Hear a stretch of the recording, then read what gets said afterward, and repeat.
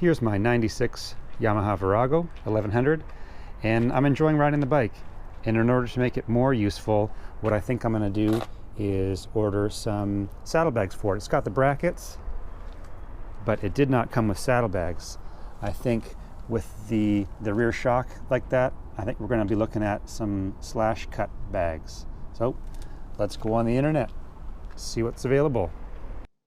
So after deciding that I wanted a pair of saddlebags for my Virago, I went online, as a fellow does, and looked for the cheapest pair I could find.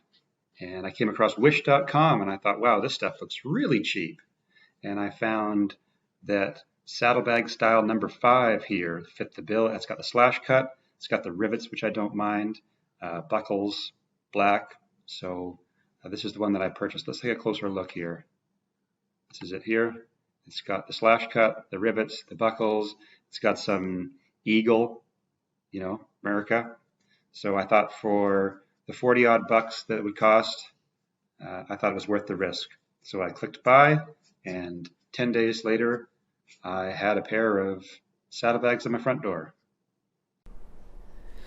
And here they are. We've got 2 saddlebags and what appears to be a shoelace. And what that shoelace does is ties them together across the back under the pillion seat, under the saddle of your motorbike. And you can strap them at different widths depending on the width that you'd like and how you'd like them to sit on the bike.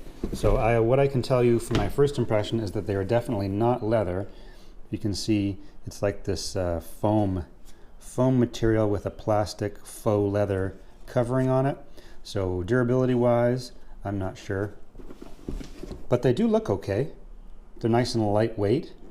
The clasps are good quality, and underneath the clasps lift the flap, and there's another flap that is velcroed on there. Good velcro. And there we have the inside of the saddlebag.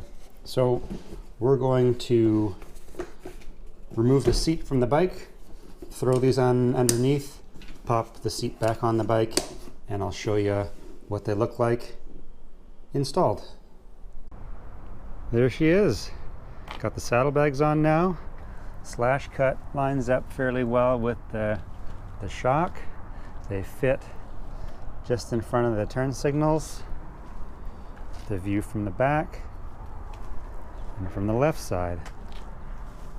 I just was able to put some tie wraps underneath the seat. I didn't end up using that shoelace thing.